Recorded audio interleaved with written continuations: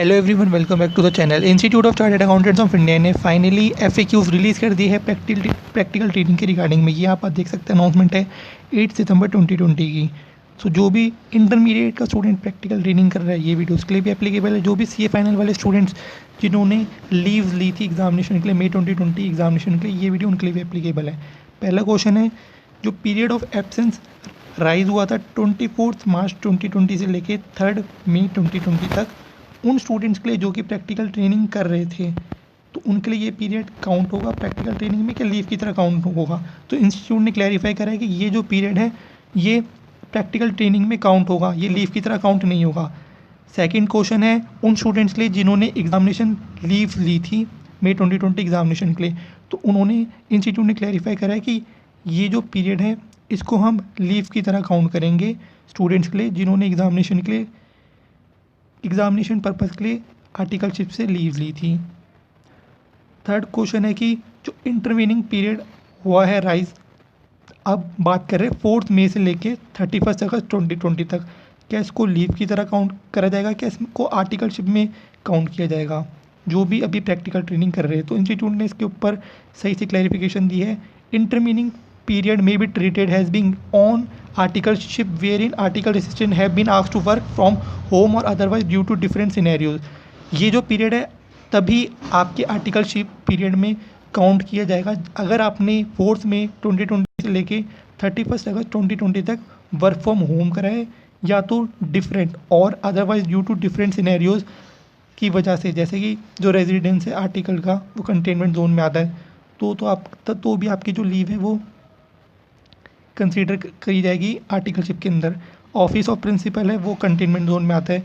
Non availability of public transport है, where there is still complete partial lockdown है in some states even after unlockdown. उसके बाद अगर आपने ये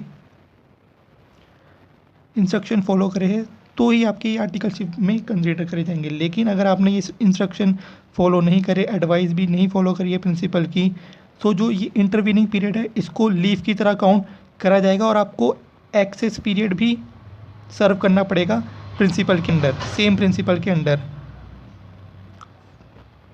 फोर्थ क्वेश्चन है कि क्या जो इसकी वजह से क्या हमारे एलिजिबिलिटी क्राइटेरिया जैसे एग्जामिनेशंस में कोई इम्पैक्ट आएगा? जैसे कि मान लीजिए कि नवंबर 20 में एग्जामिनेशंस होते हैं, तो इंटरमीडिएट वाले स्टूडेंट्स का जो फिर फाइनल का अटेम्प्ट कब पड़ेगा?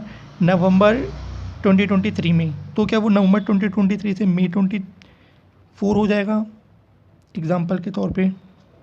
तो इंस्टीट्यूट ने इसके ऊपर क्लैरिफाई करा है कि जो आपका एलिजिबिलिटी क्राइटेरिया रहेगा वो इफेक्टिव नहीं रहेगा। मतलब जब आपने रजिस्ट्रेशन करवाया और जो आपकी ड्यू डेट पड़ती है एग्जामिनेशन के लिए, वही आपको उसी टाइम में आप अपने एग्जामिनेशन दे सकते हैं।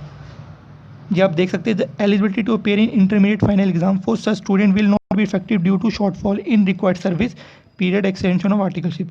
Council of ICAI approve that due to excess leave between 4 May to 31 August 2020, the attempt of this student will not be extended.